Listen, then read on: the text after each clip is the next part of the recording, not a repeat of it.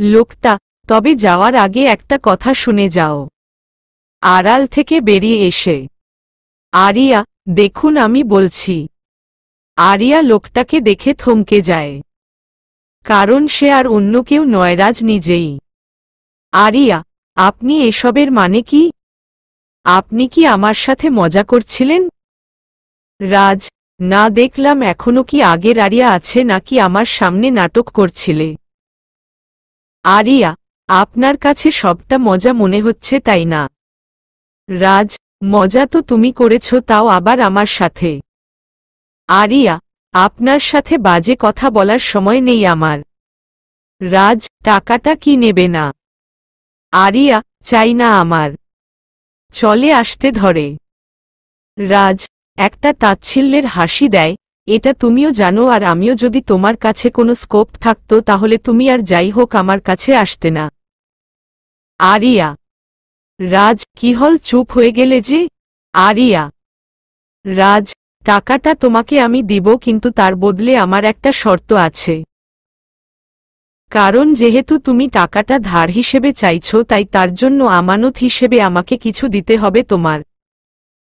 Area, জানেন কিছু কিছু মানুষ কখনো ভালো হতে পারে না। সব কিছুতে নিজেদের স্বার্থ খুঁজে বেড়ায়। আজ আমার প্রয়োজন, তার সুযোগ নিতে চাইছেন। রাজ, যদি এটা ভাব তবে তাই। আরিয়া, কি চাই আপনার? রাজ, তেমন কিছু না, শুধু তোমার হার। আরিয়া, মানে? রাজ, নিজের জেদের কারণে তুমি আমাকে একটা বার ও নিজেকে প্রুভ করার সুযোগ দেওনি, অন্য কারো হাত ধরে চলে গেছ। সে যাই হোক, আমি জানতে চাইব না। ঈশাদ কোথায়? আর তোমাদের মাঝে কি হয়েছে? আমার চাওয়া হলো তোমাকে আমার সমস্ত কথা শুনতে হবে। আমি যেভাবে বলবো সেভাবে চলতে হবে। রাজি আছো? আরিয়া। রাজ, ভেব না এতে তোমার সম্মানে ঘা লাগবে না। কারণ তুমি হয়তো ভুলে গেছো আমাদের ডিভোর্স এখনো হয়নি। এতদিন যদি তুমি ঈশাদের সাথে থাক তাহলে সেটা অবৈধ সম্পর্কের বৈধতা হবে, বিয়ে তো করেছিলে নিশ্চয়ই। এবার না হয় বৈধ সম্পর্কে থাকলে। চিন্তা করো না, স্ত্রী অধিকার আর চাইব না। তবে। আরিয়া। রাজ, রাজি। আরিয়া, আমার কাছে আর কোনো অপশন নেই। আমি নিজের কাছে আজ দায়বদ্ধ, তাও তোমার জন্য। রাজ, কি হল? আরিয়া, হুমম। Raj, that's like a good girl. Saad, okay টাকাগুলো দিয়ে দেও। সাদ, এই নিন মেম। সাদের মুখে আলাদা একটা হাসি ফুটে উঠেছে।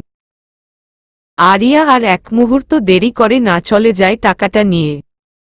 রাজ, সাদ, খবর নেও। এমনকি কাজ যার কারণে আরিয়া বাধ্য হল আমার থেকে টাকা নিতে। সাদ, ওকে স্যার, কিন্তু। রাজ, আমি সেই জিনিসটা দেখতে চাই যা আরিয়ার মতো মেয়েকেও বাধ্য করলেও মাথা নিচু করতে। সাদ, ওকে। সাদ আরিয়ার পিছু করতে করতে বেশ অবাক হয়। কারণ ও একটা হাসপাতালে ভিতর ঢোকে। আর এই খবরটা দ্রুত সাদ রাজকে জানায়। আরিয়া হাসপাতালে ঢুকে এমার্জেন্সিতে যায়। ভিতরে থাকা মানুষটিকে দেখে চোখ বেয়ে জল বেরিয়ে পড়তে থাকে। কিন্তু চাইলেও ভিতরে যেতে পারে না। কারণ ডক্টরের বারণ। তারপর আরিয়া কাউন্টারে গিয়ে টাকা জমা দিয়ে দেয়। আরিয়া, এবার তো অপারেশন শুরু করতে পারেন। মেয়েটি, ইয়েস ম্যাম। আরিয়া, আমি কি ওকে দেখতে পারি? মেয়েটি, সরি মেম, অপারেশন না হওয়া পর্যন্ত দেখা করা যাবে না। পেশেন্টের ক্ষতি হতে পারে। আরিয়া, ওকে। পিছনে আসার সময় মেয়েটি ডাক দেয় আরিয়াকে। মেয়েটি, ম্যাম, কাইন্ডলি শুনছেন? আরিয়া, জি। মেয়েটি, আপনি ফর্ম পূরণ করার সময় ওর বাবার নাম লিখতে ভুলে গেছেন। মানে আপনার হাজবেন্ডের নাম লিখেননি। আরিয়া। মেয়েটি, মেম, কাইন্ডলি বলবেন। আরিয়া। মেয়েটি, এনি প্রবলেম ম্যাম। আরিয়া, না হহ। মেয়েটি, আসলে মেম, আমাদের কিছু রুলস আছে। আয়রার বাবার নামটা আরিয়া বেশ কিছুক্ষণ চুপ থাকে। আরিয়া, আমার মেয়ের বাবা নাম রাজ, রাজ আহমেদ। কথাটা শুনে আরিয়া পিছনে তাকিয়ে রাজকে দেখতে পায়। অবাক না হলেও ভয় ঠিকই পায়। আরিয়া, আপনি? রাজ, ওনার মেয়ের বাবার নাম রাজ আহমেদ। মেয়েটি, ওকে সবকিছু কমপ্লিট হয়ে আছে। যেহেতু টাকা জমা করে দিয়েছেন, এখন আমরা অপারেশন শুরু করতে পারি। রাজ, ও তাহলে এটা ছিল তোমার হার মানার কারণ? নিজের মেয়ে? That's great. আরিয়া, আপনি এখানে? রাজ, যেই জন্য 15 লাখ টাকা খরচ করলাম সেটা দেখতে হবে না, যে আমি কিসে ইনভেস্ট করেছি। আরিয়া, রাজ, মেয়েটা কি তোমার মনে তাই হচ্ছে? আরিয়া, হুমম। রাজ, যাক কিছু তো ছিল যা তোমার মতো মেয়েকেও হারতে বাধ্য করে। সে যাই হোক, আমি কিন্তু অবাক হইনি। এটাই স্বাভাবিক। তবে জানতে ইচ্ছে করছে মেয়ের বাবা কই, কারণ যেটা মনে হলো তাতে তো। আরিয়া, দেখুন এখানে এসব কিছু বলবেন না। আমার মেয়ে মৃত্যুর সাথে পাঞ্জা লড়ছে, তাই দয়া করুন। কান্না কণ্ঠে রাজ আর তেমন কিছু বলল না। রাজ আরিয়া দুজনেই সামনে দাঁড়িয়ে আছে। আরিয়া নিজেকে শক্ত রেখেছে ঠিকই, কিন্তু চোখ দিয়ে অনবরত পানি পড়ছে। রাজ বারবার আরিয়ার দিকে তাকাচ্ছে। একটা মানুষ কতটা অসহায় হতে পারে তা আরিয়াকে দেখে বোঝা যাচ্ছে। নিজেকে শক্ত রাখলেও বারবার ওটির দরজার দিকে তাকানো রাজকে ভালোভাবে বুঝিয়ে দিচ্ছে আরিয়া ভিতর থেকে কতটা ছটফট করছে। আরিয়া শক্ত হয়ে থাকলেও শান্ত হতে পারছে না।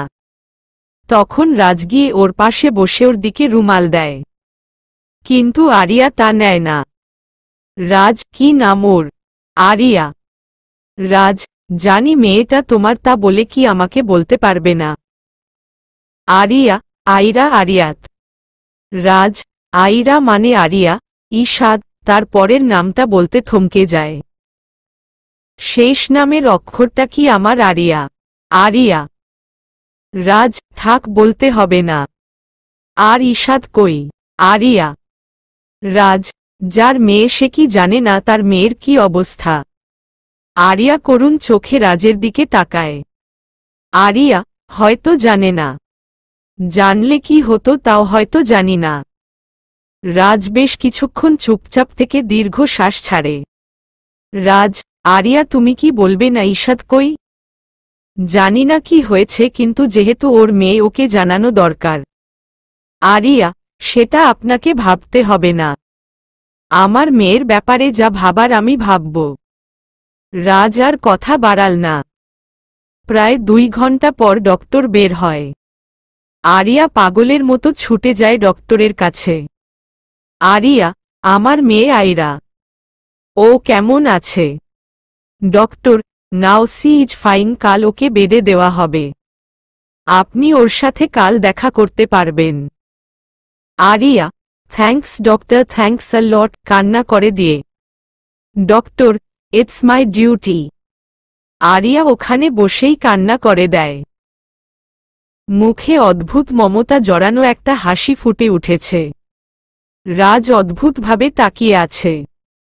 আরিয়ার শুকনো মুখে একটা প্রশান্তির হাসি দেখতে পাচ্ছে, যা হয়তো এর আগে কোনোদিন দেখেনি। সকালে আরিয়া কেবিনে ঢুকে দেখে আইরার জ্ঞান ফিরেছে, সাথে রাজও ঢুকে দেখে আনুমানিক 34 বছরের একটা বাচ্চা মেয়ে শুয়ে আছে। দেখতে বেশ কিউট। মেয়েটাকে দেখে রাজের বুকে মোচড় দেয়। অদ্ভুত একটা আবেগ কাজ করে রাজের। আরিয়া, কেমন আছেন আপনি? নিজের চোখ মুছে। আইরা, এতক্ষণ তো ভালোই ছিলাম, কিন্তু তুমি এসেছ তাই আর ভালো থাকতে পারলাম না। বেশ বিরক্ত হয়ে। নার্স, এটা কি বলছো? তুমি তো তখন থেকে মামুনি মামুনি বলে মাথা খারাপ করছিলে। আইরা, তুমি চুপ করো। বেশি জানো নাকি আমার চেয়ে? শুধু বাজে বাজে ওই ওষুধগুলো খাইয়ে যাচ্ছে। উফফ। আরিয়া, আইরা। আইরা, দেখ। তখনই রাজের দিকে খেয়াল যায়। ভ্রু কুঁচকে তাকায় ওর দিকে। রাজ বেশ ইতস্তত হয়। বাচ্চা মেয়েটা এমনভাবে দেখছে যেন সে কোনো চোর। হেই তুমি কে? রাজ, আমি কে? আয়রা, উফফ, পাগল হয়ে যাব আমি। এমনিতে এখানে ভালো লাগছে না, তারপর এই সিংচেনের আব্বু। রাজ, মানে আরিয়া। আয়রা, তুমি সুস্থ নও। আয়রা, তুমি বেশি বুঝো কেন? আর এই আপনি কে? রাজ, আমি তোমার। আয়রা, দেখ, আমি এমনিতেই একজনের জ্বালায় মরছি, তুমি আমাকে ডিস্টার্ব করো না। রাজ, বলে কি পিচ্চিটা, তবে বেশ মজা পায়।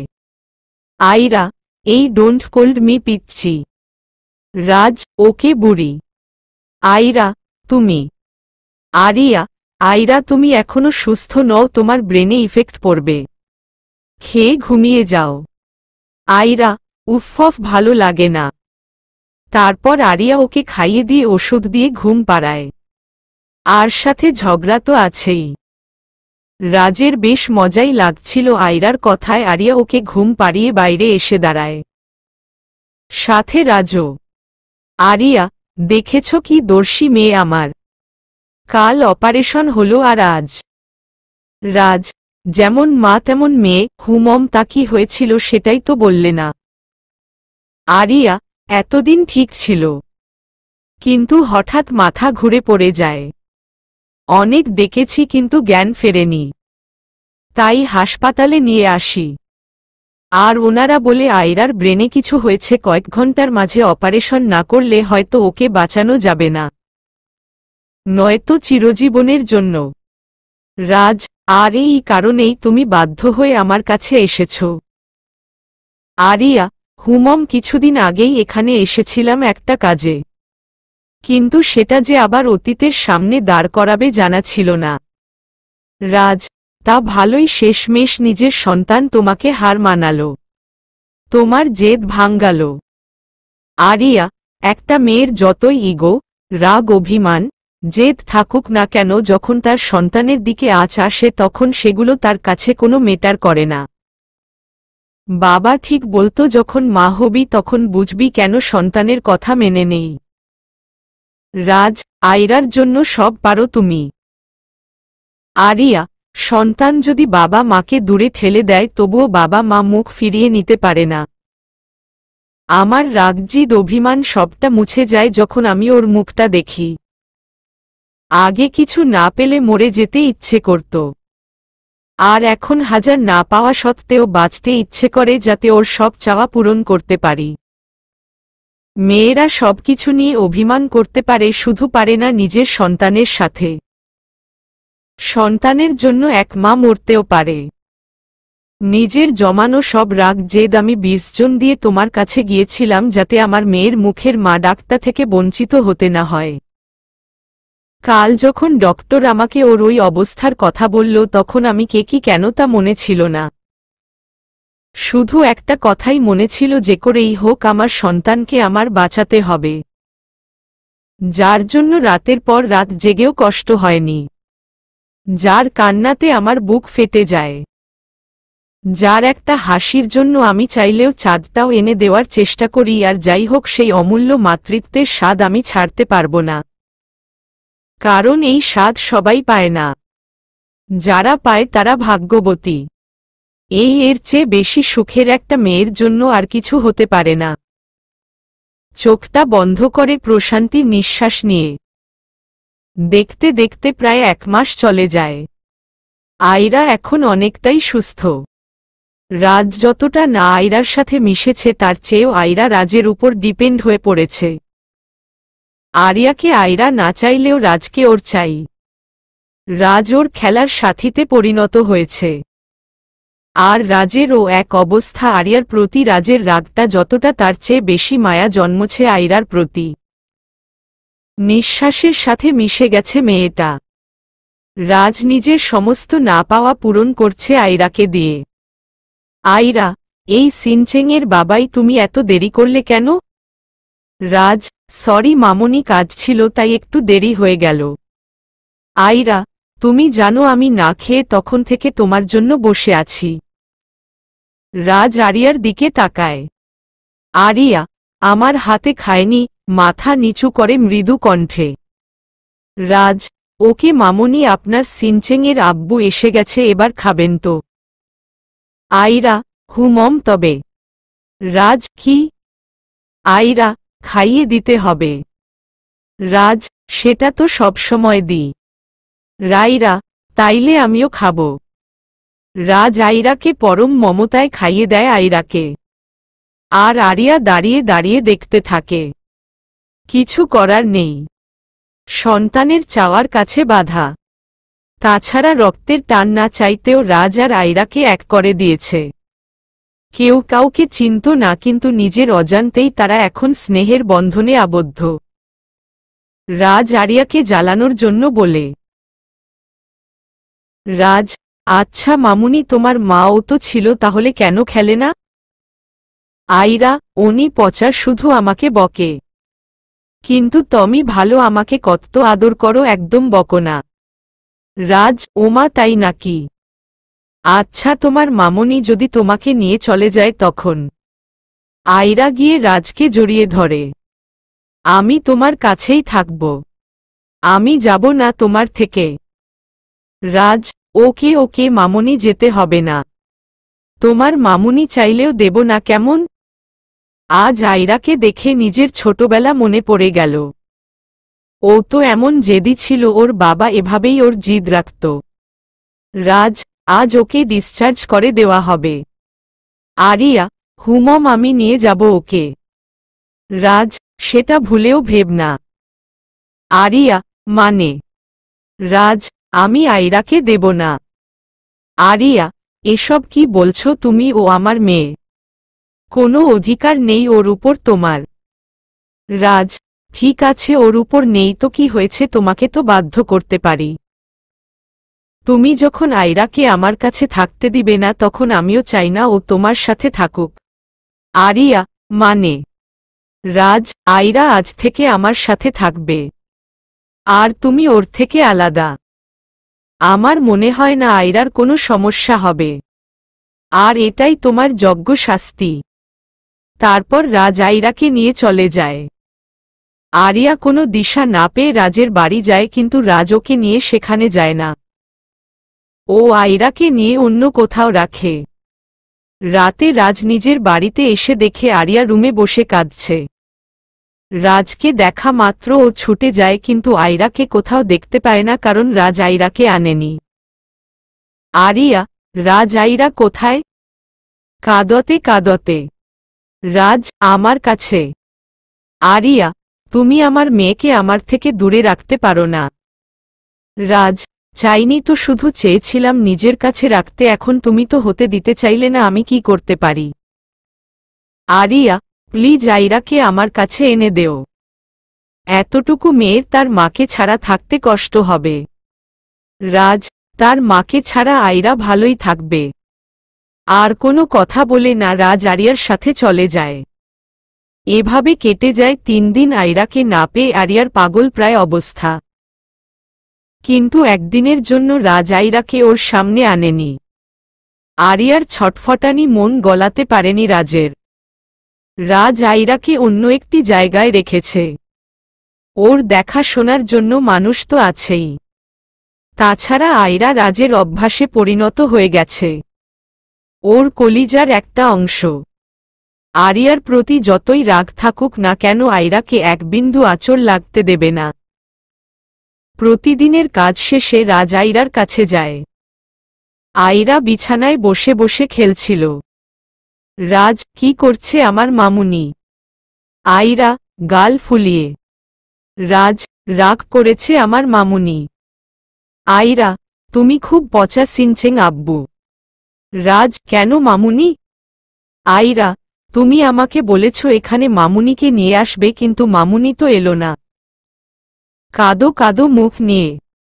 রাজ তার মানে আমার মামুনির মন খারাপ করছে তার মাম্মামের জন্য।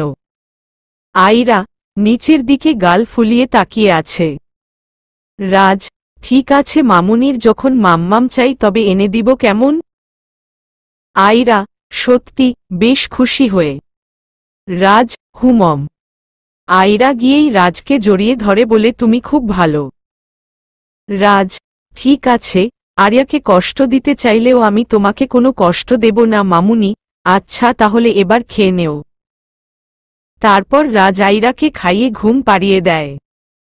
দিন যতই যাচ্ছে রাজ তত বেশি মেয়েটার মায় জড়িয়ে যাচ্ছে। যেন কত আপন ওর নিষ্পাপ মুখটা দেখলে ওর সমস্ত ক্লান্তি নিমিষেই চলে যায়। ওর কপালে আদর করে রাজ ওকে কোলে নিয়ে গাড়িতে গিয়ে বসে। তারপর ওকে বাড়ি নিয়ে এসে আরিয়ার কাছে নিয়ে আসে। আয়রাকে দেখে আরিয়ার বুকে প্রাণ ফিরে আসে। যেন তৃষ্ণার্ত মরুতে পানি পেয়েছে আরিয়া। আরিয়া ওকে কোলে নিয়ে কাঁদতে চাইলে রাজ আরিয়ার মুখ চেপে ধরে। রাজ, ও এখন ঘুমুচ্ছে, আর আমি চাই না ওর ঘুম ভেঙে যাক। ঘুম ভেঙে গেলে কান্না করবে। আরিয়া রাজের কথায় অবাক হয়ে দেখে। মাত্র কটা দিন হলো অথচ এমন করছে যেন কতদিন ধরে আয়রাকে ও মানুষ করছে। এমনভাবে বলছে যেন এতদিন আয়রাকে ও নিজে বড় করেছে। রাজ একটু এগিয়ে এলে আরিয়া ভয় পায়। আবার যদি রাজ নিয়ে যায়। কিন্তু রাজ রাগী চোখে ওর দিকে তাকিয়ে আয়রাকে নিয়ে বিছানায় শুয়ে ওর গায়ে কাঁথা টেনে দেয়। আর আরিয়া অবাক হয়ে দেখতে থাকে। তারপর আরিয়াকে টেনে বাইরে নিয়ে আসে। রাজ, তুমি যদি মনে কর তোমার কথায় আমি আয়রাকে নিয়ে এসেছি ভুল ভাবছ। আয়রা জেদ করছিল তাই। আর আমি আয়রার চোখে পানি দেখতে চাই না। আরিয়া রাজের দিকে তাকিয়ে আছে। ও কি বলবে বা বলা উঠিত বুঝতে পারছে না। রাজ, তাছাড়া কাল আমি একটা কাজে দেশের বাইরে যাচ্ছি, তাই আমি চাই না ও একা থাকুক, তাই তোমার কাছে দিয়ে গেলাম। আরিয়া, তুমি ভুলে যেও না ও আমার মেয়ে। রাজ, হোয়াটএভার তোমার মেয়ে অন্য কারো যার হোক না কেন, আয়রাকে আমি দিচ্ছি না। আমি যে কয়দিন দেশের বাইরে থাকব সে কয়দিন তুমি আর আয়রা এখানেই থাকবে। আর যদি তুমি আয়রাকে নিয়ে পালিয়ে যাওয়ার ব্যর্থ চেষ্টা করো তাহলে রাজের সবচেয়ে খারাপ রূপটা তুমি দেখবে। আরিয়া। আরিয়া নীরবতা দেখে রাজ একটু শান্ত হয়। রাজ, দেখ আরিয়া, আমি চাই না কিছু করতে, আমি শুধু চাই আয়রা আমার কাছে থাকুক। আমি জানি ওর উপর আমার অধিকার হয়তো নেই, কিন্তু আমি চাই ও আমার কাছে থাকুক। এইটুকু জিনিস আমি তোমার থেকে চাইছি প্লিজ। আরিয়া। রাজ, রাত অনেক হয়েছে, যাও ঘুমিয়ে পড়ো। তারপর রাজ নিজের যাবতীয় জিনিস গুছিয়ে নেয়। তারপর আয়রার কাছে গিয়ে দেখে আরিয়া আয়রাকে বুকের মধ্যে নিয়ে শুয়ে আছে। দুজন মামে ঘুমোচ্ছে। রাজ আর ওদের ডিস্টার্ব না করে অন্য রুমে গিয়ে শুয়ে পড়ে। রাজ, সত্যি যদি আয়রা আমার মেয়ে হতো। এখন আর অন্য কিছু ভালো লাগে না। আয়রাকে পেয়ে জীবনের নতুন মানে পেয়েছি। আমি কিছুতেই আয়রাকে ছাড়ব না। কিন্তু আরিয়াকে কি দেবে আমাকে আয়রাকে? ভাবতে ভাবতে ঘুমিয়ে পড়ে রাজ। সকালে আরিয়া ঘুম থেকে উঠার আগেই আয়রাকে আদর করে বেরিয়ে যায় রাজ এয়ারপোর্টের উদ্দেশ্যে। সকাল 10টায় ওর ফ্লাইট। রাজ এয়ারপোর্টে ঢুকে কিছু একটা দেখে থমকে যায়। সামনে গিয়েও কয়েক পা পিছনে যায় মানুষটাকে দেখে। হ্যাঁ, মানুষটা আর অন্য কেউ না, ইশাদ। রাজ এটা বুঝতে পেরেছে ও দেশের বাইরে থেকে এসেছে। রাজ ওকে দেখে নিজের রাগটা আর কন্ট্রোল করতে পারল না। রাজ গিয়েই ওকে একটা ঘুষি মারল। ঘটনার আকস্মিকতা ইশাদ কিছু বুঝে উঠতে পারল না। মাটিতে পড়ে গেল। রাজ ওকে তুলে আরেকটা ঘুষি মারার আগেই ইশাদ ওর হাত ধরে ফেলল। এবার ইশাদ লোকটা দেখল রাজ ওকে টেনে এয়ারপোর্টের বাইরে নিয়ে এলো। কিন্তু ইশাদের ব্যাপারটা বুঝতে সময় লাগল। ইশাদ, আপনি? বেশ অবাক হয়ে। রাজ, তোর ভরসায় আমি আরিয়াকে ছেড়েছিলাম, আর তুই কিনা ওকে একা রেখে চলে গেছিস। একবার ও ভাবিসনি ও একা একটা মেয়ে ওর বাচ্চাকে নিয়ে কি করবে? ইশাদের শার্টের কলার ধরে। ইশাদ রাজের কথার আগামাথা কিছুই বুঝল না। রাজ আরেকটা ঘুষি মারতে ধরলে এবার ইশাদ নিজেই ওকে ছাড়িয়ে ঘুষি মারে। ইশাদ, এসব কি যাতা বলছেন? অনেক সহ্য করেছি আর না। একবার তো আপনার জন্য দেশ ছেড়েছিলাম, আমার সবকিছু কেড়ে নিয়েছিলেন। এবার যখন ফিরে এসেছি তখন আবার এসেছেন। রাজ, সেদিন আমি যখন আরিয়াকে তোর কাছে দিয়ে গেলাম তারপর তুই কোথায় গিয়েছিস ওকে ছেড়ে? ঈশাদ এবার প্রচণ্ড ক্ষেপে যায়। ও নিজেই গিয়ে রাজকে মারতে থাকে। ঈশাদ, পেয়েছেনটা কি আমাকে? দুজনে মিলে আমার লাইফটা নষ্ট করে দিয়ে শান্তি হয়নি আপনাদের। সেদিন যখন আমি মার খেয়ে আপনার বাড়ি থেকে চলে গিয়েছিলাম, সেদিনই ঠিক করেছিলাম ভালো কথায় আপনি মানবেন না, তাই যে করেই হোক আরিয়া আমার কাছে নিয়ে আসব। কারণ ততদিনে আমি বুঝতে পেরেছিলাম আরিয়া আপনার সাথে সুখী নেই। আপনি জোর করে ওকে নিজের কাছে রাখছেন। তাই ওকে নিজের কাছে আনার জন্য সমস্ত ব্যবস্থা করে ফেলেছিলাম। কিন্তু যখন আপনি ফোন করে বলেছিলেন আপনি আরিয়াকে আমার হাতে তুলে দিতে চান, আমার বিশ্বাস হয়নি। কিন্তু তবুও শেষবারের জন্য বিশ্বাস করতে চেয়েছিলাম। সারা রাত অপেক্ষা করেছিলাম সেখানে যেখানে আপনি দাঁড়িয়ে থাকতে বলেছিলেন। কিন্তু পুরো রাত অপেক্ষা করার পরও আরিয়া আসেনি। আমি পুরো রাত দাঁড়িয়েছিলাম, কিন্তু আরিয়ার দেখা পাইনি। ঈশাদের কথা শুনে রাজের মাথায় আকাশ ভেঙে পড়ে, কারণ ও নিজে দিয়ে এসেছিল। রাজ, তার মানে আরিয়া সেদিন তোমার কাছে যায়নি? ঈশাদ, নাহহ ভেবেছিলাম আপনি আমাকে মিথ্যে বলেছেন, জোর করে আটকে রেখেছিলেন। কিন্তু আমার সেই ধারণা ভুল প্রমাণ করে আরিয়া নিজে। রাজ, মানে? ঈশাদ, সকালে আরিয়ার জন্য আমি যখন আপনার বাড়িতে যাব, ঠিক তখনই আমার নাম্বারে একটা কল আসে। আর সেটা আরিয়া করেছিল। ও আমাকে জানায় যখন বিয়েটা আপনার সাথে হয়েছে তখন ও আপনার সাথেই থাকতে চায়। বিশ্বাস করুন, ওর মুখে এই কথাটা শুনে আমার কলিজা ছিদ্র ছিদ্র হয়েছিল। তাও নিজেকে সান্ত্বনা দেবার জন্য বলেছিলাম ফিরে আসার কথা। কিন্তু ওর উত্তরে আমি আর পারিনি কিছু বলতে। রাজ, তোমার মনে হয়নি আরিয়া মিথ্যে বলছে? ঈশাদ, আরিয়াকে আমার চেয়ে ভালো কেউ চেনে না। আমি ওর নিঃশ্বাস শুনে বলতে পারতাম ও মিথ্যে বলছে নাকি সত্যি। ও আপনার সাথে থাকতে চায় কথাটা আমার বিশ্বাস হয়নি, কিন্তু আমার সাথে থাকতে চায় না সেটা বুঝতে পেরেছিলাম। রাজ, ঈশাদ, তারপর ভেবেছিলাম হাজার হলেও মেয়ে তো বিয়ের পর হয়তো নিজেকে চেঞ্জ করে নিয়েছে, স্বামী সংসারের প্রতি মায়া জন্মেছে। ও আরেকটা কথা তো বলা হয়নি, ও আমাকে এটাও বলেছিল আমি যেন আপনার কাছ থেকে ওর খবর নেওয়ার চেষ্টা না করি, হয়তো আপনাদের সমস্যা হবে তাই। রাজ, ওর কথার উত্তর নেই রাজের কাছে। ঈশাদ, তারপর আর কি, এখন জীবন থেকে কেউ চলে গেছে বলে তো জীবন থেমে থাকবে না। আর আমার স্কলারশিপের মেয়াদও ততদিনে যায়নি। তাই আঞ্জুম ভাই বলল আমাকে স্কলারশিপ নিয়ে চলে যেতে। আমিও না করিনি, এমনিতে আর কার জন্য থাকব, তাই চলে গিয়েছিলাম। রাজ, ঈশাদ, কিন্তু এসব আপনি আমাকে কেন জিজ্ঞেস করছেন?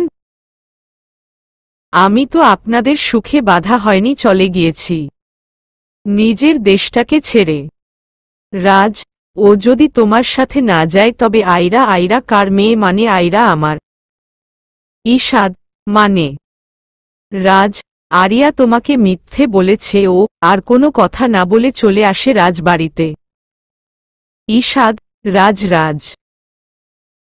রাজবাড়িতে গিয়ে দেখে আরিয়া আয়রার সাথে খেলছে। রাজ কোনোমতে নিজেকে শান্ত করে আয়রার কাছে যায়। রাজ, আয়রা মামুনি। আয়রা, আরে তুমি না চলে গেলে? রাজ, আমার মামুনির জন্য ফিরে এসেছি। আচ্ছা মামুনি, তুমি তোমার সাদ আঙ্কেলের সাথে গিয়ে খেলা করো। আসার সময় রাজ সাদকে সবটা জানায় আর সাদ আসে। আয়রা, না হহ। রাজ, মামুনি আমার কথা রাখবে না। আয়রা, মম, কিন্তু। রাজ, যদি চকলেট দেই তাই তো। আয়রা, মম। রাজ, ওকে সাদ আঙ্কেল কিনে দিবে। এবার যাও আয়রার কপালে চুমো দিয়ে। আয়রা, আচ্ছা। আয়রা সাদের সাথে চলে যায়। আয়রা চলে যেতেই রাজের চোখ লাল হয়ে যায়। আরিয়া বেশ ভয় পায়। আরিয়া, কি হল, ফিরে এলেন যে? আর আয়রাকে বের করে দিলেন কেন? আর কোনো কথা বলার সুযোগ না দিয়েই একটা থাপ্পড় মারে। রাজ, আমি চাই না আয়রার ছোট মনে কোনো আঁচ লাগুক। আরিয়া, মানে কি? রাজ, আয়রা কার সন্তান? আরিয়া। আরিয়া, আমার। রাজ আরেকটা থাপ্পড় মারে। রাজ, ওর বাবা কে? আরিয়া মাথা নিচু করে কাঁদছে। রাজ, ঠিক আছে, তাহলে নিজের মেয়েকে দেখার আশা ভুলে যাও। ওকে আর কোনোদিন দেখবে না তুমি। আরিয়া, রাজ না। কান্না করে। রাজ, ওর কার সন্তান? মিথ্যে বলো না, কারণ আমি ঈশাদের কাছ থেকে সবটা শুনেছি। কথাটা শুনেই আরিয়ার বুক কেঁপে উঠে। আরিয়া, ও। রাজ, কার সন্তান? চিল্লিয়ে। আরিয়া, তোমার। বলেই মাটিতে হাঁটু গেড়ে বসে কান্না করে দেয়। রাজ ও আর দাঁড়িয়ে থাকতে পারে না, মাটিতে বসে পড়ে। রাজ, কেমন তুমি? আরিয়া, একটা বারের জন্য এটা জানতে দেওনি আমার সন্তান আছে? একটা বারের জন্য না? হয়তো অন্যায় করেছিলাম যা ক্ষমার যোগ্য না, তাই বলে এত বড় শাস্তি? নিজের সন্তানের চিকিৎসার টাকাটা আমাকে তুমি দিতে দেওনি, ধার চেয়েছিলে। কোনো বন্ধন না থাকা সত্ত্বেও আমি আয়রার জন্য মায় পড়তাম, অথচ তুমি একবারও বললে না ও আমার মেয়ে, বরং নিয়ে যেতে চেয়েছ। আরিয়া। রাজ, না আমি দেব না আমার মেয়েকে, বলে বেরিয়ে যায়। তারপর সাদের কাছ থেকে আয়রাকে নিয়ে চলে যায় গাড়িতে করে। আয়রা, কোথায় যাব? রাজ, যেখান থেকে আমার মামুনিকে কেউ নিতে পারবে না। আয়রা, কিন্তু। ওদিকে আরিয়া পাগলের মতো ছুটে যায় গাড়ির পিছনে, কিন্তু পায় না ওদের। ঠিক তখনই একটা গাড়ি আরিয়াকে ধাক্কা মারে, আর আরিয়া ওখানেই পড়ে যায়।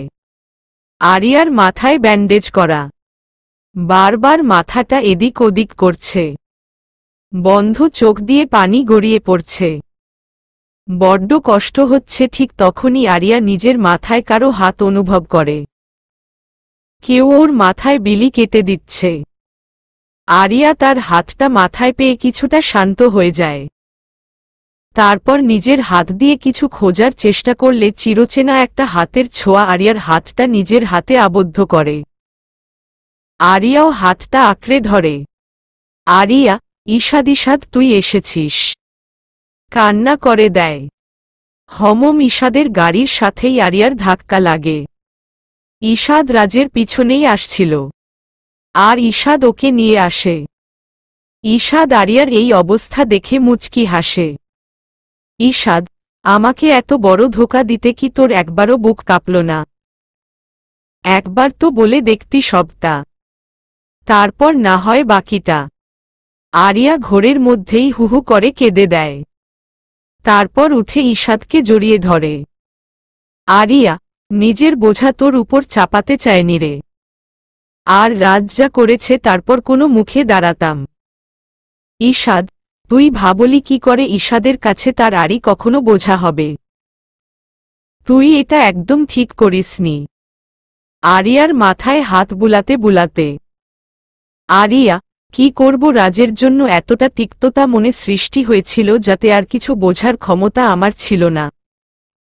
ঈশাদ, ঠিক আছে, এখন আর রাজ তোকে কিছু বলবে না।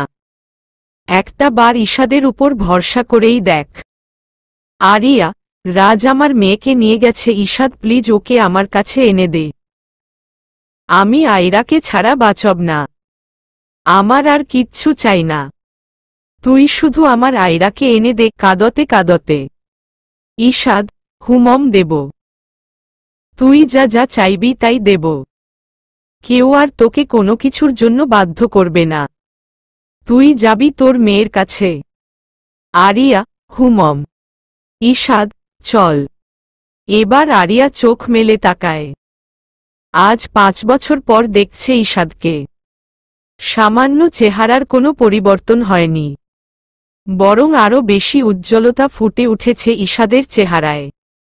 অন্যরকম এক স্নিগ্ধতা ইশাদের মুখে। ওকে দেখে একদৃষ্টিতে তাকিয়ে আছে ও। আরিয়া নিজের হাতটা ইশাদের মুখে দেয়, ওকে স্পর্শ করে। তখনই ইশাদের পাশে একটা মেয়েকে দেখতে পায়। আরিয়া জিজ্ঞাসুর দৃষ্টিতে তাকায়। ইশাদ, ও মায়েরা? এই নানা না আমার গার্লফ্রেন্ড, না আমার বউ, অনলি আমার কলিগ। আমাকে রিসিভ করার জন্য এসেছে। আয়রা, হুমম। ইশাদ, চল তোর মেয়ের কাছে। আরিয়া, কিন্তু ও কোথায় আছে? ইশাদ, আমি জানি, চল। তারপর আরিয়াকে নিয়ে রাজের বাড়িতে যায়, যেখানে আয়রাকে নিয়ে গেছে রাজ। আর সেটা কোথায় এটা সাদি ইশাদকে জানিয়েছে। রাজের কোনো খুশির সীমা ছিল না নিজের মেয়েকে পেয়ে। কিন্তু ইশাদ আর আরিয়াকে দেখে ওর মুখের খুশিটা নিমিষেই বিষাদে পরিণত হয়।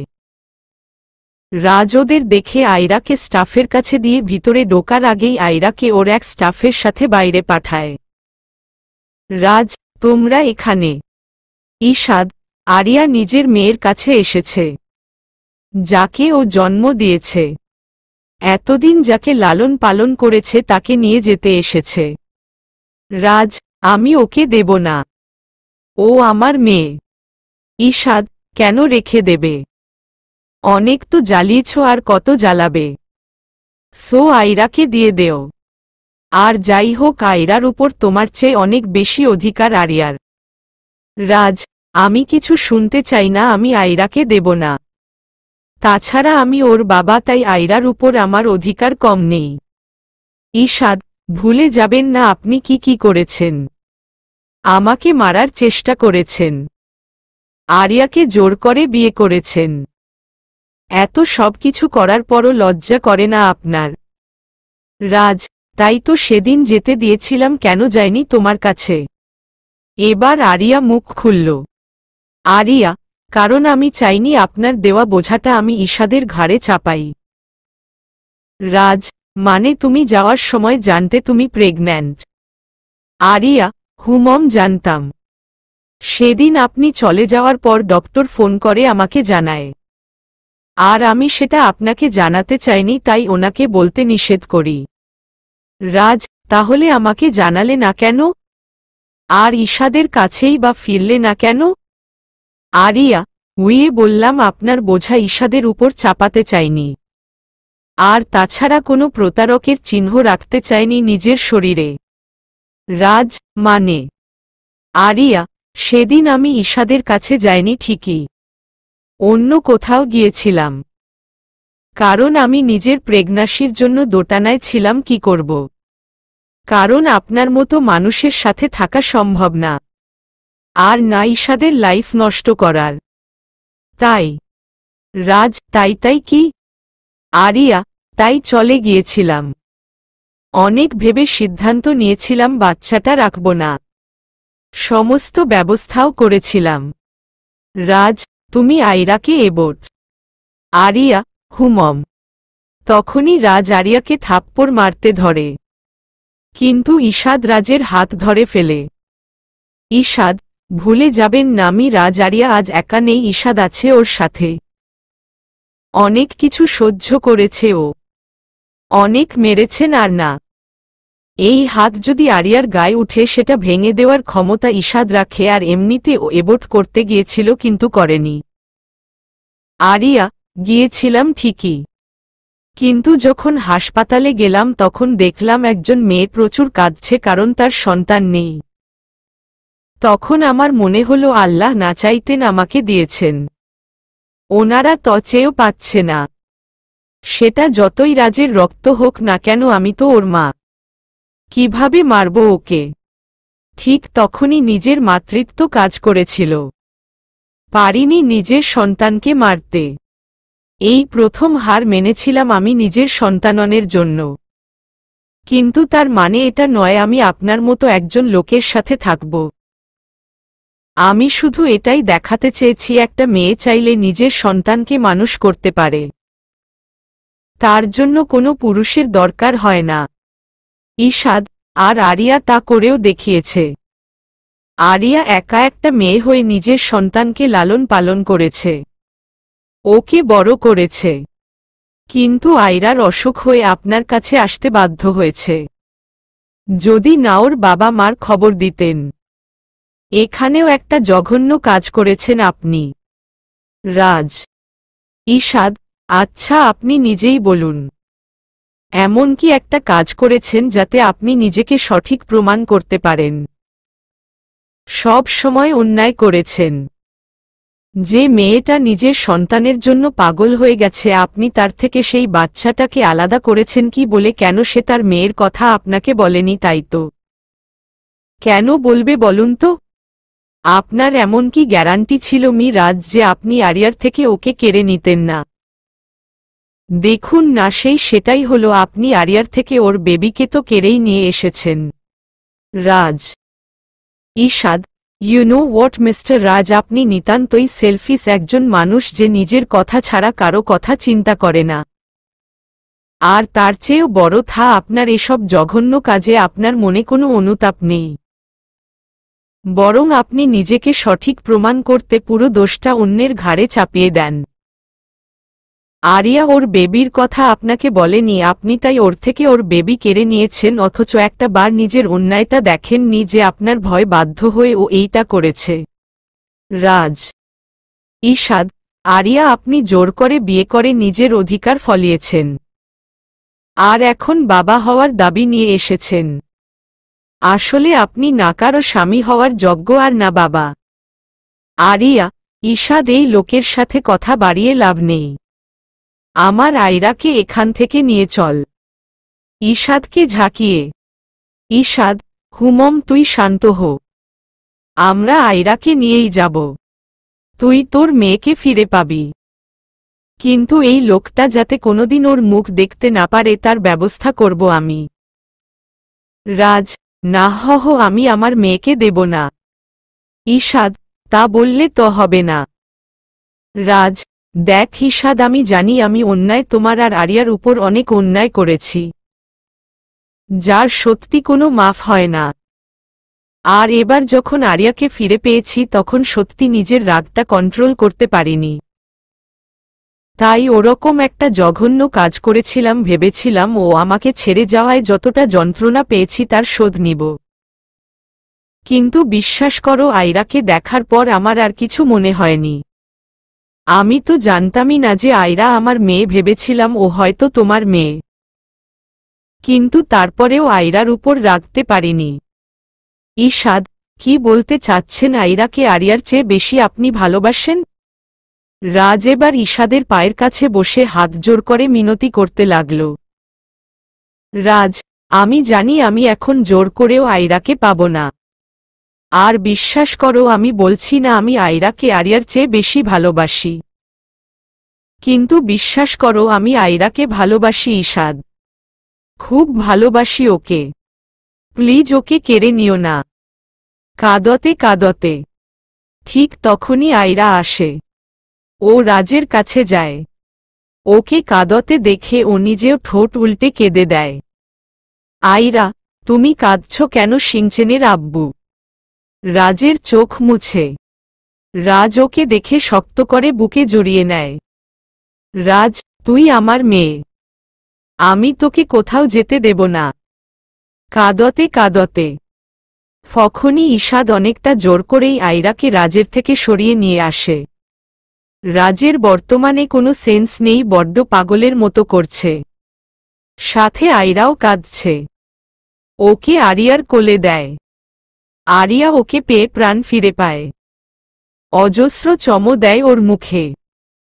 রাজ তোমরা যা শাস্তি দিবে তাই মেনে নিব, কিন্তু আয়রাকে নিয়ে যেও না।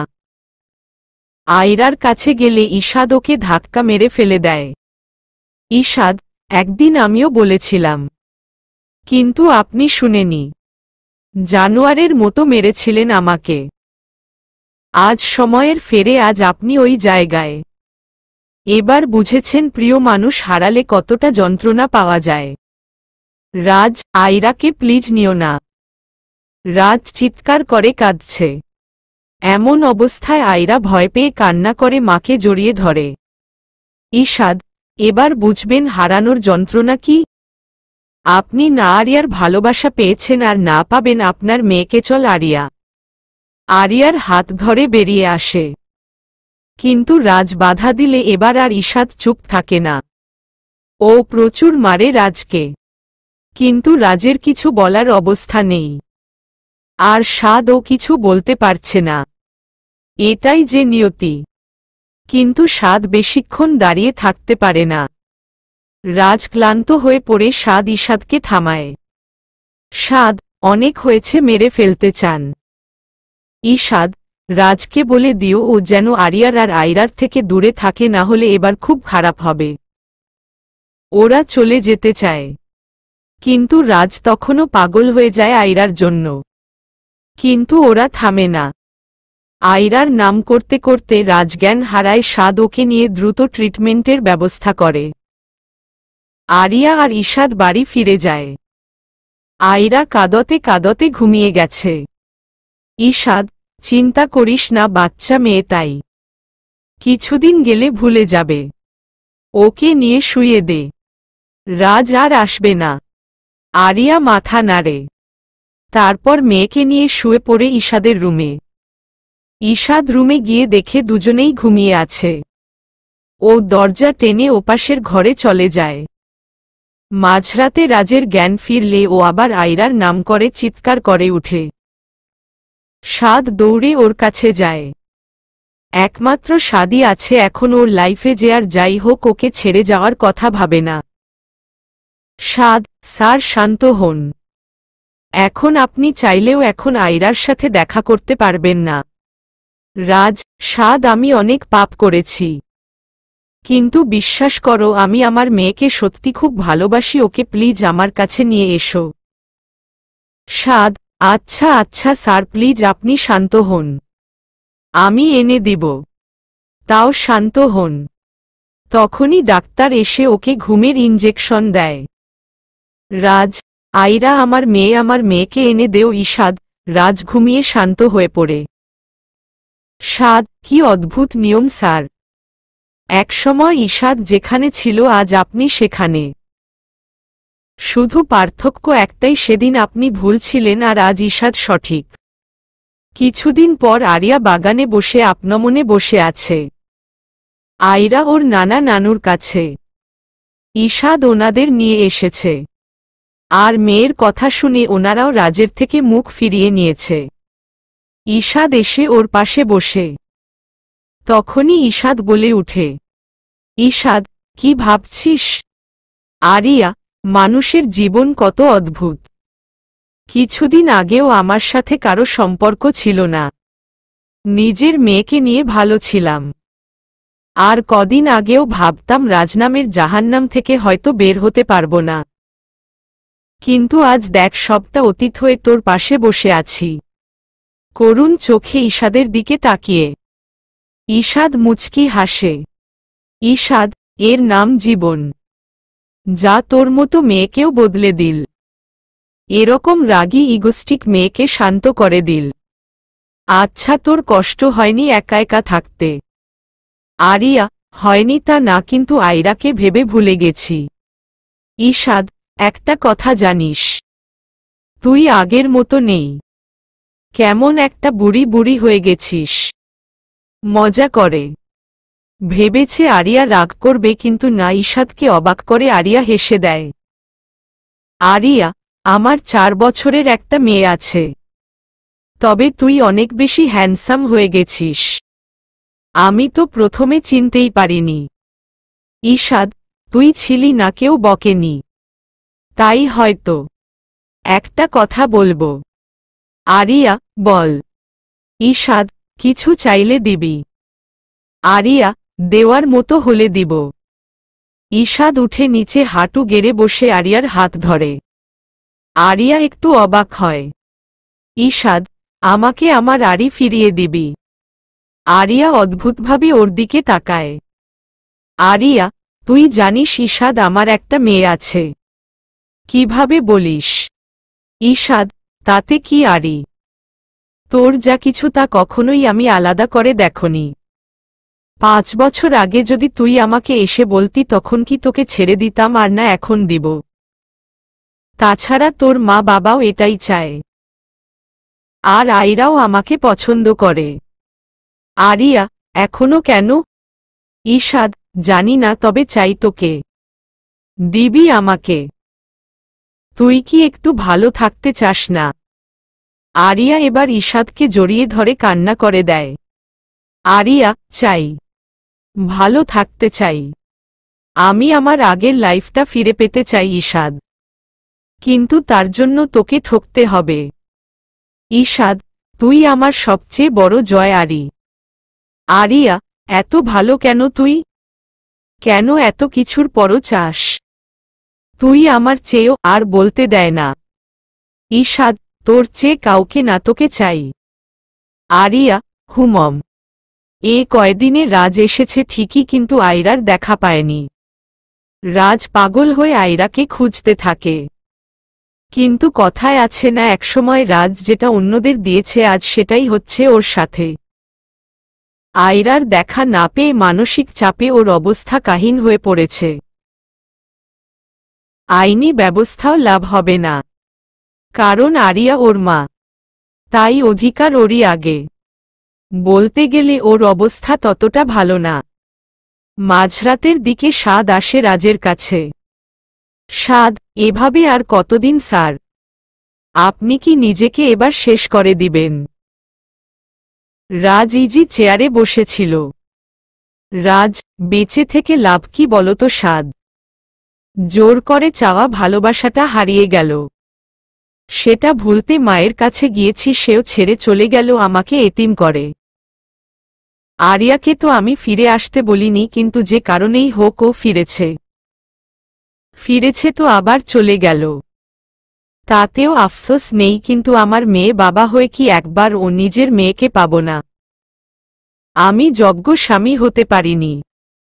একটা এতিম ছেলের জীবন প্রায় শেষ করে দিয়েছি, তাই বলে হয়তো এত শাস্তি পাচ্ছি। সাদ, রাজ, তবে জানো কি সাদ? আমি যদি মরেও যাই তবে তার আগে প্লিজ তুমি ওদের একবার রাজি করাও, যাতে একবার আমার মেয়েকে দেখতে দেয়। আমি আর কিছু চাই না। তবে আমি জানি আরিয়াকে আমি সুখী করতে পারিনি, কিন্তু ঈশাদ পারবে। আমার মেয়েকেও ভালো রাখবে। তবুও আমি আমার মেয়েকে চাই। একবারের জন্য হলেও আমার বুকে ঘুম পাড়াতে চাই। আমি জঘন্য হলেও আমি ভালো বাবা হতে চাই। কথাগুলো বলছে আর ওর চোখ গড়িয়ে পানি পড়ছে। সাদ, আপনি ঘুমান স্যার। দরজা আটকে চলে আসে। সাদ, আমি এখন কিভাবে বলবো স্যার?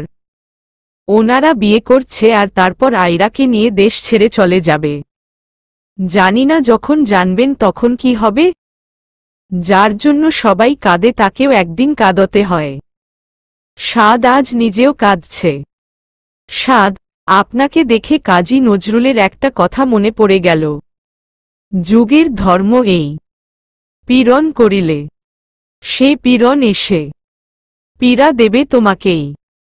মানুষের জীবনের কোনো নিশ্চয়তা থাকে না, কারণ তা সবসময় পরিবর্তনশীল। আজকে আপনি যেখানে দাঁড়িয়ে দুনিয়াটাকে দেখছেন, একদিন আপনার সামনের দাঁড়িয়ে থাকা মানুষটি আপনার জায়গায় দাঁড়িয়ে দুনিয়াটা দেখতে পারে। তাই কখনো কাউকে ছোট ভাবা উচিত নয়। কোনো কিছু করার আগে ভাবা উচিত, সময় যদি বেইমানি করে তাহলে আপনাকেও হয়তো তার জায়গায় দাঁড়াতে হবে।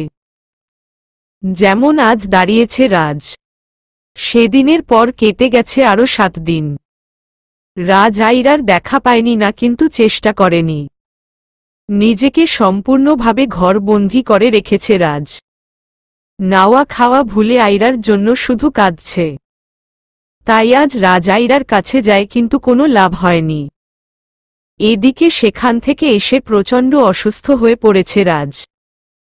একদিকে মানসিক দুর্বলতা, অন্যদিকে শারীরিকভাবে নিস্তেজ হয়ে অসুস্থ হয়ে রাজ মৃত্যুর দিকে এগিয়ে যাচ্ছে একটু একটু করে। এবার আর সাদ নিজেকে কন্ট্রোল করতে পারে না। ও নিজে আরিয়ার বাড়ি যায়। সাদ, আরিয়া মেম। ঈশাদ, সাদ তুমি আর এভাবে চেঁচাচ্ছ কেন? সাদ, আরিয়া মেম কই? আরিয়া তখন ভেতর থেকে বেরিয়ে আসে। আরিয়া, কি হয়েছে? এত চেঁচামেচি কিসের? সাদ, আপনাদের সাজা দেওয়া কি শেষ হয়েছে নাকি আরো বাকি আছে? প্রচণ্ড রেগে ঈশাদ, মানে? সাদ, মানে স্যারকে আর কত শাস্তি দিলে আপনাদের ভালো লাগবে বলতে পারেন? ঈশাদ, তোমার স্যার সেটাই পাচ্ছে যেটা সে ডিজার্ভ করে। সাদ, তাহলে তো তোমাদেরও একদিন এরকম কিছু আশা করা উচিত। ঈশাদ, মানে? সাদ, আমি মানছি স্যার তোমাদের দুজনের সাথে অনেক খারাপ করেছে। বিয়েটা থেকে শুরু করে সবটা। তার জন্য উনি কি অনুতপ্ত হননি? বারবার ক্ষমা চাননি আরিয়া মেমের কাছ থেকে? আরিয়া, সাদ, নিজের ভুলের জন্য প্রায়শ্চিত্ত করতে চাননি বলুন। কি হলো আরিয়া মেম ভুলে গেলেন? সেদিন যদি স্যার চাইতো তাহলে কিন্তু ঈশাদকে মেরে ফেলতে পারত। আর আপনার উপর যেটা হয়েছে সেটা রাগের বশে। আর তার জন্য স্যার আপনাকে মুক্ত করে দিয়েছিল। আর তাই সেদিন আপনি ঈশাদের কাছে যেতে পেরেছেন। কি আমি মিথ্যে বলছি? তার সাক্ষী আপনি নিজে। আরিয়া, সাদ, আর যদি ফিরে আসার কথাই ধরেন, তাহলে ঈশাদ আমাকে একটা কথা বলতো, তুমি যে স্ত্রীর জন্য পাগল ছিলে সে তোমাকে ছেড়ে আরেকজনের সাথে চলে গিয়ে আবার তোমার কাছে ফিরে আসতো, তুমি কি করতে? ঈশাদ, সাদ, তুমি কেন? যে কোনো পুরুষই সেটা করত যেটা স্যার করেছে, বরং তার চেয়েও খারাপ করত। আর স্যার তো সত্যিটা জানতেন না যে আরিয়া তোমার সাথে ছিল না। উনি তো জানতেন। সে যাই হোক। ঈশাদ, তুমি কি তোমার স্যারের গুণগান করতে এসেছ? সাদ, না হহ, খালি এটা বলতে এসেছি। তখন যদি স্যার ভুল হয় তবে আজ তোমরাও ভুল। তোমাদের কাছে তো স্যার খারাপ ছিল তাই করেছে, কিন্তু তোমরা কেন করছো? স্যার তো তোমাদের সুখের রাস্তায় বাধা হয়ে দাঁড়ায়নি। উনি শুধু ওনার মেয়েকে ফিরে পেতে চেয়েছে। একবার দেখতে চেয়েছে ওনার মেয়েকে, কিন্তু তোমরা দেখা করতে দেওনি। আমি কেন তোমাদের সাহায্য করেছি কেন জানো? কারণ ভেবেছি তোমাদের সাথে অন্যায় করা হয়েছে। আরে স্যার যদি সেলফিশ হয় তাহলে তোমরাও তো সেলফিশ। ঈশাদ, মুখ সামলে কথা বলো। সাদ, যা জানো না তা নিয়ে কথা বলো না তুমি। আরিয়া, না হহ। সাদ, তোমরা সেইটাই করেছে যা স্যার তোমাদের সাথে করেছ। আমি প্রথমে ভেবেছি হয়তো আয়রাকে নিজেদের কাছে রাখলেও আপনারা স্যারের সাথে দেখা করতে দেবেন, কিন্তু দেননি। আপনারা জানেন শুধু মেয়ের সাথে দেখা করার জন্য স্যার মৃত্যু শয্যায়। তখনই আয়রা আসে, সাদকে দেখে খুশিতে ওকে গিয়ে জড়িয়ে ধরে। সাদ, কি হয়েছে আম্মু? আয়রা, তুমি আমাকে সিংচেনের বাবাইয়ের কাছে নিয়ে যাবে। আমি ওনার কাছে যাব। আম্মু যেতে দেয় না। সাদ, হুমম আম্মু, আমি তোমাকে নিয়ে যাওয়ার জন্য এসেছি, তুমি যাবে। আয়রা, হুমম। সাদ, চলো। আয়রাকে কোলে নিয়ে বেরিয়ে আসতে ধরে। তখন আবার ফিরে পিছনে তাকিয়ে আরিয়ার উদ্দেশ্য বলে, আরিয়া মেম, স্যার আপনার উপর অন্যায় করলেও ভালোবাসাটা কিন্তু সত্যি ছিল। না হলে স্যার 5 বছর শুধু আপনার স্মৃতি আঁকড়ে থাকতে পারত না। আর ফিরে আসার পর আপনাকে ছেড়ে দেয়নি, বরং রেগেছিল। আর সেটা স্বাভাবিক। আর হ্যাঁ, আপনাদের বিয়ের জন্য কংগ্রেস, তারপর চলে যায়। আরিয়া, আমার মেয়ে। সাদের পিছনে যেতে চাইলে ঈশাদ ওর হাত ধরে। ঈশাদ, এবার সত্যি বেশি হয়ে যাবে আরিয়া। আমি আগেই এটাই বলেছিলাম, কিন্তু তুই শুনিসনি।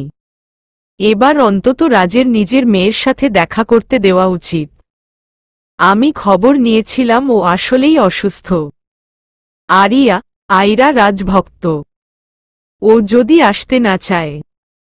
ঈশাদ, রক্তের টান তুই চাইলেও ছিঁড়তে পারবি না। না হলে ভাব, একটা মাসের আয়রা এতটা ডিপেন্ড হতো না রাজের, বরং আমাদের উচিত রাজকে দেখে আসা। না হলে যে সত্যি স্বাদের কথাই সঠিক বলে প্রমাণিত হবে। তারপরে ওরাও রাজের কাছে যায়। আয়রা রাজের রুমে গিয়ে দেখে রাজ শুয়ে আছে। আয়রা, শিংচেনের বাবাই তোমার কি হয়েছে? ছলো ছলো চোখে। কথাটা শোনা মাত্র রাজ দরজার দিকে তাকায়। ও দ্রুত বিছানা থেকে নেমে গিয়ে আয়রাকে জড়িয়ে ধরে অজস্র চুমো দিয়ে কাঁদতে থাকে। আয়রা রাজের চোখের পানি মুছিয়ে দেয়। আয়রা, তুমি আবার কাঁদছ? রাজ, না বাবাই, কাঁদছি না। তোমাকে দেখে অনেক খুশি তাই হয়তো পানি পড়ছে। আবার ওকে জড়িয়ে নেয়।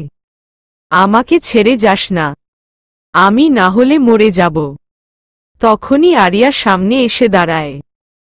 ও আরিয়াকে দেখে ভয় আয়রাকে আরো জোরে জড়িয়ে ধরে। মনে হয় আরিয়া ওকে নিতে এসেছে। আয়রা, মাম্মা এসেছ। রাজকে ছাড়িয়ে, মাম্মা আমি শিংচেনের বাবাইয়ের সাথে থাকব। আরিয়া, আয়রা, আমি যাব না তোমার সাথে। তুমি পচা শুধু বকো আমাকে। রাজকে জড়িয়ে ধরে। রাজ, না মামুনি, এরকম বলতে হয় না। তোমার মাম্মাম হয় না। আমার চেয়ে উনি তোমাকে বেশি ভালোবাসে, তুমি তো আমাকে বলেছ। আয়রা, রাজ, আমি তো তোমার সাথে থাকব না। মাম্মামি থাকবে, তাই এরকম বলবে না। তাইলে কিন্তু আমি কখনো তোমার সাথে কথা বলবো না। আয়রা, আচ্ছা, কিন্তু আমি তোমার সাথে থাকব। রাজ, তোমার যখন ভালো লাগবে তখন এসে থাকবে, এখন মাম্মার কাছে যাও। আয়রা, না হহ। রাজ, আয়রা আমার কথাও শুনবে না। আয়রা, তাহলে প্রমিস করো আমার সাথে দেখা করতে আসবে। তুমি তো একদিনও গেলে না। ভুলে গেছো আমাকে। আজ আরিয়ার দিকে করুণ চোখে তাকায়। তারপর মাথা নাড়িয়ে হ্যাঁ সম্মতি দেয়। আয়রা আবার জড়িয়ে ধরে রাজকে। এতক্ষণে রাজের তৃষ্ণার্ত বুক শীতল হয়েছে। রাজ, আরিয়া ওকে নিয়ে যেতে পারো। আর ধন্যবাদ তোমাকে আয়রাকে আমার কাছে আনার জন্য। আর কিছু চাই না, শুধু ওকে আমার কাছে মাঝে মাঝে আসতে দিও প্লিজ। আরিয়া, চল আয়রা। আয়রা মাথা নাড়ায়।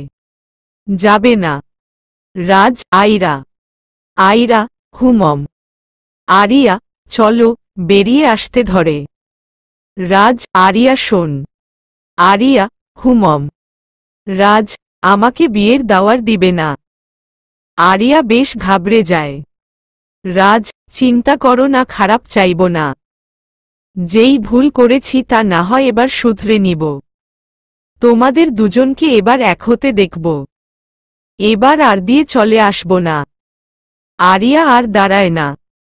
চলে আসে তখনই সাদ সামনে এসে দাঁড়ায়। সাদ, একটা মানুষ অন্যায় করলে একবার হলেও তাকে ক্ষমা করতে হয়, তার ভুল শুধরানোর জন্য। আরিয়া, সাদ, আপনি যদি স্যারের সাথে থাকতে না পারেন তবে জোর করে থাকতে বলবো না। অন্তত এইটুকুনি বলবো, এমন কিছু করবেন না যাতে উনি কষ্ট পান। কারণ যদি মনে করে থাকেন উনি ওনার শাস্তি পাননি তাহলে ভুল বুঝছেন। বিগত 5 বছর উনি মরার মতো বেঁচে ছিলেন। ওনার সাথে আমি ছিলাম তাই আমি জানি প্রতিটি রাত উনি কিভাবে কাটিয়েছেন। আরিয়া, সবটার শেষ সুখের হয় না। আর সুখ কখনো পরাধীনতার মাঝে সীমাবদ্ধতা থাকে না। মনের বিরুদ্ধে গিয়ে কিছু করা তো পরাধীনতার শামিল। সাদ, আরিয়া, আজ আসি। রাজের খেয়াল রেখ, কারণ আমি কখনো ফিরব না। সাদ আরিয়ার মুখে ওর নামটা শুনে অবাক হয়। সাদ, হুমম। আর কথা না বাড়িয়ে চলে যায় আরিয়া। 3 দিন পর সকালে রাজ ওদের বাড়ি যায়। কারণ আজ ওদের বিয়ে। সকালে গায়ে হলুদ। হলুদের আগেই যায়। গিয়ে দেখে আরিয়া হলুদ শাড়ি পরে তৈরি হয়েছে। তা দেখে রাজমুচকি হাসে। একটু অবাকও লাগে ওর বউয়ের আরেকজনের সাথে গায়ে হলুদ। রাজ, আজ বিয়েতে তুমি ডিভোর্স পেপার পেয়ে যাবে। আরিয়া, রোরাজ, আরেকটা কথা, পারলে সবকিছুর জন্য ক্ষমা করে দিও। তোমার নতুন জীবনের দান ভেবেই দিও। কোনোদিন কোনো কিছুতে হয়তো আমি পারফেক্ট নই। আরিয়া, হুমম। রাজ, আজ তাহলে আসি। আরিয়া, বিয়েটা দেখে যান। আমি চাই আপনি বিয়েটা দেখে যান।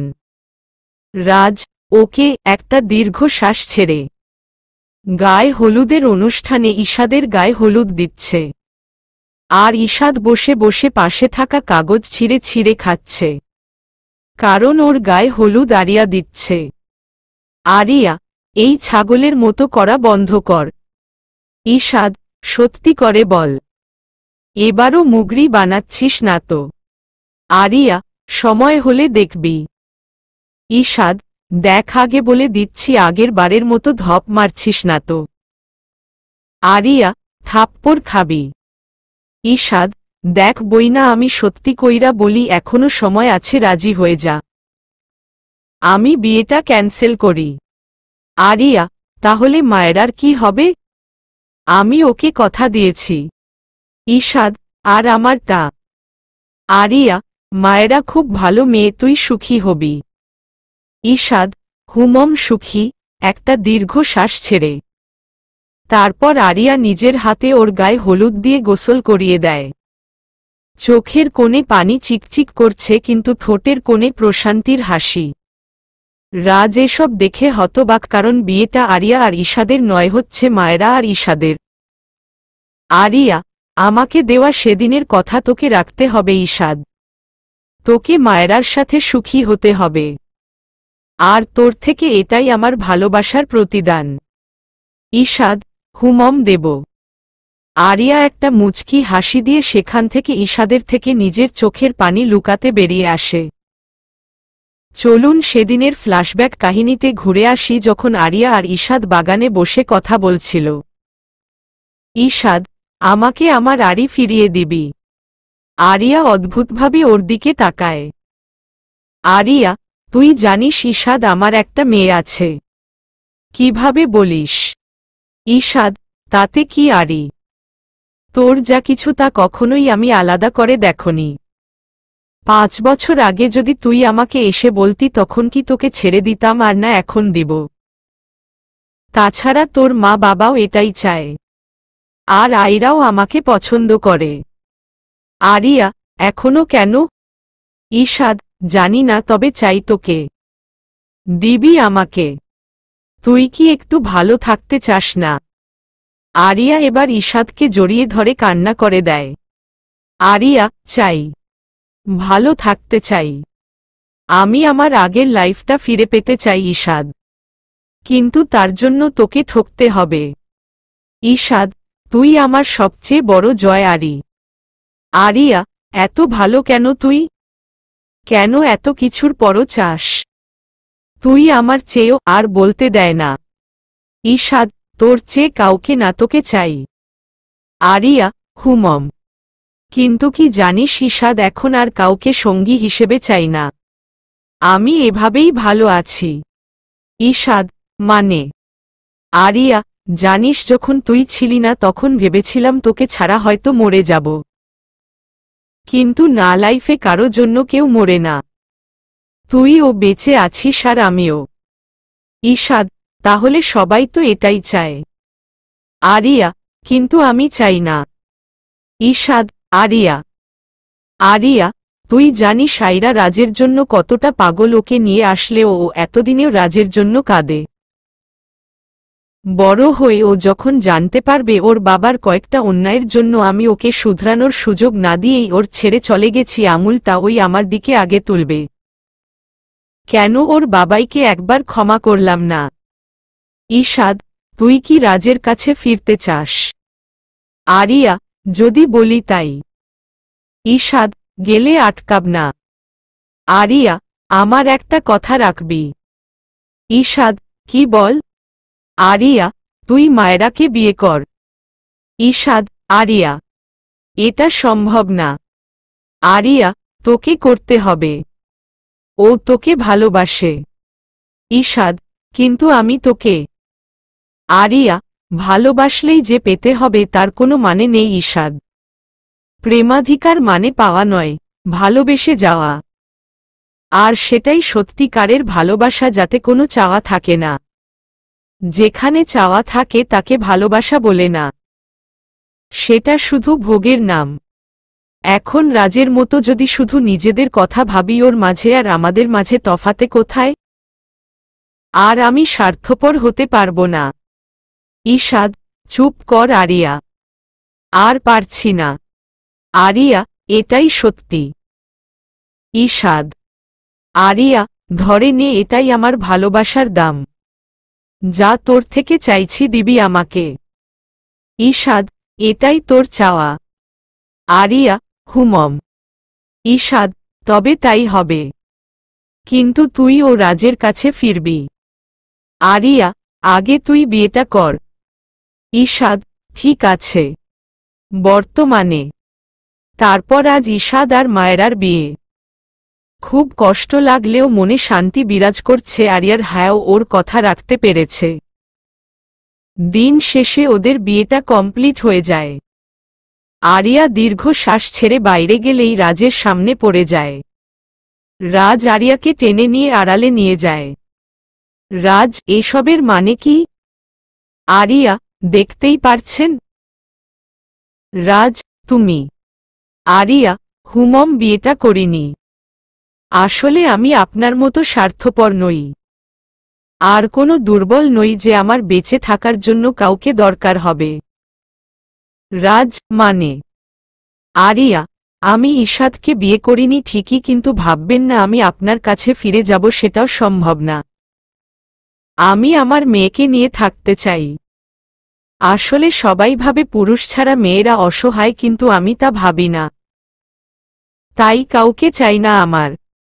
তবে চিন্তা করবেন না, আপনার মেয়েকে আমি আপনার থেকে আলাদা করব না, কারণ সেটা আপনার অধিকার। তবে একটা কথা কি জানেন, আপনি স্বামী মানুষ হিসেবে ভালো কিছু পাইনি। তবে হ্যাঁ, আপনি অবশ্যই একজন ভালো বাবা। আরেকটা কথা, ডিভোর্স দেওয়া না দেওয়া আপনার ইচ্ছা, কারণ যে বিয়ের কোনো মূল্য আমার কাছে ছিল না, তা ভাঙার জন্য ডিভোর্সের দরকারও আমার নেই। যে সম্পর্ক গড়ে ওঠেনি, যে সম্পর্ক ছিল না, তা মানা না মানাতে কিছুই যায় আসে না। রাজ, আমি? আরিয়া, আমার আর কিছু বলার নেই, যা বলার বলেছি। তারপর সেখান থেকে চলে যায় আরিয়া। সেদিনের পর প্রায় 2 বছর পার হয়ে যায়। আরিয়া এখন সম্পূর্ণভাবে স্বাধীন, সেলফ ডিপেন্ডেন্ট একজন নারী। ও নিজের বাবা মায়ের কাছে থাকে, আর আইরা আরিয়ার কাছেই আছে। তবে রাজ প্রতিদিন ওর মেয়ের কাছে যায়। ওদের এই সেপারেশন আইরার উপর যাতে প্রভাব না ফেলে সে ব্যাপারে সচেতন ও। তবে ওদের ডিভোর্স হয়নি। আজ আইরার 6 বছর পূরণ হয়েছে, তাই ওরা সবাই একটা অনাথ আশ্রমে এসেছে। ঈশাদ, তুই আবার আমাকে মুরগি করে দিলি, আমি জীবনেও ভুলব না। আরিয়া, হুমম। মুরগি না, মোরগ করেছি। ঈশাদ, আচ্ছা, সেদিন আমাকে বিয়ে করলে কি হতো? তুই তো রাজের কাছে ফিরলি না, শুধু শুধু ওই শাকচুন্নিকে গলায় ঝুলিয়ে দিলি, আর বলছিস আমি সুখী থাকব। মায়েরা, কিছু বললে তুমি? ঈশাদ, ঈশাদ, ওরে নারে সাদ, আমি আসছি, তোর জন্য মেয়ে দেখতে যাব। চলে যায়, বাঁচা গেল। মায়েরা, ঈশাদ। এটা দেখে আরিয়া মুচকি হাসে। মায়েরা, কি গো, আমার বর এখনো তোমার কাছে আমার নামে বিচার দেয়? আরিয়া, ওর কথায় রাগ করো না। মায়েরা, রাগ না, হিংসে হয় তোমাকে। আমার মনে কোনো ক্ষোভ নেই, তবে তুমি খুব ভাগ্যবতী। ঈশাদ আমার প্রতি কোনোদিন অবহেলা করে না, কিন্তু ওর মুখে তোমার নাম। আর এমনিতেও কৃতজ্ঞ তোমার উপর, তোমার জন্যই আমি ওকে পেয়েছি। আরিয়া, ভাগ্যবতী আমি না তুমি। ওর মতো মানুষ জীবনে পাওয়া সহজ নয়। ও সত্যি তোমাকে খুব সুখী রাখবে, দেখ। শুধু ওকে একটু বেশি ভালোবেস। ভাগ্যের দোষে আমি হারিয়েছি ওকে। মায়েরা, হুমম। তখনই রাজকে দেখতে পায় মায়েরা। রাজ এসে দাঁড়াতেই মায়েরা চলে যায়। হঠাৎ চলে যাওয়ার কারণ ভেবে পায় না। আরিয়া তাই নিজের পিছনে ফিরে আসতে নেয়, তখনই রাজের মুখোমুখি হয়ে যায়। রাজ, কেমন আছো? আরিয়া, সবসময় যেমন থাকি তেমনই আছি। রাজ, হুমম, তা তো দেখতেই পাচ্ছি। তা আয়রা তো এখন তো কিছুদিন তোমার কাছে থাকবে। আরিয়া, এমনিতে আমার চেয়ে আপনার কাছেই তো বেশি থাকে। চলে আসতে নেয়। রাজ, আরিয়া। আরিয়া, কিছু বলবেন? রাজ, একটা বার কি আমাদের সম্পর্কটা নিয়ে ভাবা যায় না? আরিয়া, কিছু সম্পর্ক থাকে যার কোনো নাম হয় না, আর কিছু সম্পর্ক থাকে যা নাম থেকেও বেনামি। আমাদের সম্পর্কটা থেকেও বেনামি। রাজ, এভাবে সারা জীবন থাকতে পারবে একটা মানুষ কিভাবে? আরিয়া, ভালোই তো আছি। আর আমি তো আপনাকে বলিনি একা থাকতে আপনি আপনার জীবন সাজাতেই পারেন। আমি তো মানা করিনি। নামমাত্র যে বন্ধন আছে তা চাইলে ছিঁড়ে ফেলতে পারেন। রাজ, আজও তুমি বদলালে না। আরিয়া, হুমম, আর চাইও না। আর এমন তো না আপনার সাথে অন্যায় করেছেন। আপনি সেদিন আমার উপর নিজের অধিকার ছেড়ে দিয়েছেন, যেদিন ঈশাদের কাছে যেতে দিয়েছিলেন। আর যে অধিকার আমার দেওয়া দরকার ছিল, আপনি যা চেয়েছেন সেটা তো আমি আপনাকে দিয়েই দিয়েছি। রাজ, আপনার মেয়ে ওকেই তো শেষবার চেয়েছিলেন। রাজ, মানুষের চাওয়ার কি শেষ থাকে আরিয়া? আরিয়া, ঠিক তাই, মানুষের চাওয়ার শেষ থাকে না। আর তাই তা পূরণ করার বৃথা চেষ্টা করতে যাব না। আমার যা দেওয়ার কথা দিয়ে দিয়েছি। আপনি কি আয়রাকে পেয়ে সন্তুষ্ট নন? রাজ, হুমম। আরিয়া, আমি আসছি, চলে যায়। রাজ, হয়তো তোমাকেও চাই। আয়রাকে পেয়ে আমি জীবনের কারণ পেয়েছি। কিন্তু আমার বাঁচার স্বাদ তো তুমি আরিয়া। হয়তো কোনোদিন তোমার কাছ থেকে চাইতে পারবো না, কিন্তু নিজের মনে তো করে তো তোমাকে ভাবতেই পারি। রাজের সামনে থেকে আসতেই আরিয়া সাদের সামনে পড়ে যায়। সাদ, আরিয়া মেম, আরিয়া মেম। আরিয়া, হ্যাঁ সাদ, বলো। সাদ, মেম, এভাবে একা একা আর কতদিন থাকবেন? দেখুন না, আপনাদের জন্য আমি বিয়ে করতে পারছি না। আরিয়া, তোমার ভাগ্যে কি মেয়ে নেই? নাকি তোমার এখন স্যারের অবস্থা হয়েছে? সাদ, আসলে স্যারের সাথে থেকে থেকে এই প্রেম ভালোবাসা আমার কেমন জানি ভয় লাগছে। না জানি যাকে বিয়ে করব সে এসে না বলে আমি অন্য কাউকে ভালোবাসি। আরিয়া, বলবে না। তুমি নিশ্চিত থাকে। সাদ, সত্যি কি মেম স্যারকে মেনে নেওয়া যায় না? অনেক তো হলো। আরিয়া, জানো তো, আমার লাইফের একটা ব্যক্তি দেখছি যে কখনো একদিক নিয়ে ভাবেনি। সবার স্বার্থ দেখেছে, আর সে হচ্ছে তুমি। আর যদি একসাথে থাকার কথা বলো তাহলে বলবো চাইলে একসাথে থাকতেই পারি। কিন্তু তাতে কি মনের দূরত্ব কম হবে? একটা কথা মনে রেখি, ঈশাদ সম্পর্ক থাকলে সেটা একসাথে থাকতে হবে সেটার মানে নেই। ভালোবাসা মানে একসাথে থাকা নয়। আর না বিয়ে মানে সবটা মেনে নেওয়া। সম্পর্ক পুরোটা মনের ব্যাপার। সাদ, হুমম। আরিয়া, এদিকে দেখ, ঈশাদ কিন্তু মায়েরার সাথে ভালো আছে। হয়তো অতীত ঘাটলে দু একটা দীর্ঘশ্বাস বের হবে। আর কিছু না। আসলে কেউ কারো জন্য মরে যায় না, সবাই বেঁচে থাকে। আর তোমার স্যারকে যদি দেখ তাহলে সে বুঝতে পেরেছিল আমি তার কাছে ফিরব না। তাই সে নিজের মেয়েকে নিয়ে সুখী হতে চেয়েছে। সাদ, সবার লাইফে কাউকে না কাউকে প্রয়োজন মেম। আরিয়া, হুমম, ঈশাদ মায়েরার মতো একটা লাইফ পার্টনার পেয়েছে যার কাছে ঈশাদ ওর জীবন নয়, জীবনের মানে। আমি চাইলে হয়তো ওকে এতটা সুখে রাখতে পারতাম না, কিন্তু মায়েরা সেটা পেরেছে। ঈশাদকে ওর প্রাপ্ত ভালোবাসা ফিরিয়ে দিয়েছে। সাদ, তাহলে কি সারা জীবন একাই থাকবেন? আরিয়া, একা কেন থাকব? আমার মেয়ে আয়রা আছে তো। আর একটা মেয়ের বেঁচে থাকার জন্য একটা ছেলেকে কি বেশি দরকার?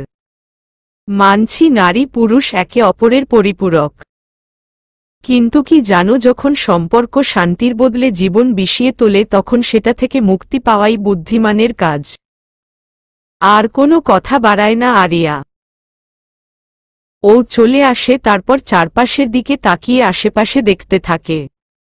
আজ সবাই ভালো আছে। ঈশাদ মায়েরাকে নিয়ে, রাজ তার মেয়েকে নিয়ে। আর আরিয়াও ভালো থাকবে। হুমম মাঝে মাঝে দীর্ঘ শ্বাসে অতীতটাকে স্মরণ করবে। তবে সময়ের সাথে সাথে সবাই একদিন নিজেদের লাইফ নিয়ে বিজি হয়ে যাবে। আর এটাই নির্মম বাস্তব। কারণ এখানে কারো জন্য কেউ অপেক্ষা করে ঠিকই, কিন্তু কেউ মরে যায় না। সবাই বেঁচে থাকে। ভালোবেসে ভালোবেসে যাওয়াটাই প্রেমাধিকার। যারা নীরবে ভালোবাসে তাদের ভালোবাসাই সত্যি। প্রকাশ করে আর যাই হোক, ভালোবাসা হয় না। কাউকে জোর করে চাইলে পাওয়া যায়, কিন্তু তা প্রেমাধিকার নয়। না পেয়েও প্রেমাধিকার অর্জন করা যায়। প্রেমাধিকার অর্জন করতে হয় ভালোবেসে। ভালোবাসা কোনো প্রসেস নয় যে একজন থেকে আরেকজনের উপর শিফট হবে। আর বিয়ে কোনো খেলনা নয় যা চাইলেই শেষ করা যায়। এটা আল্লাহ তায়ালার পবিত্র সম্পর্ক। সমাপ্তি।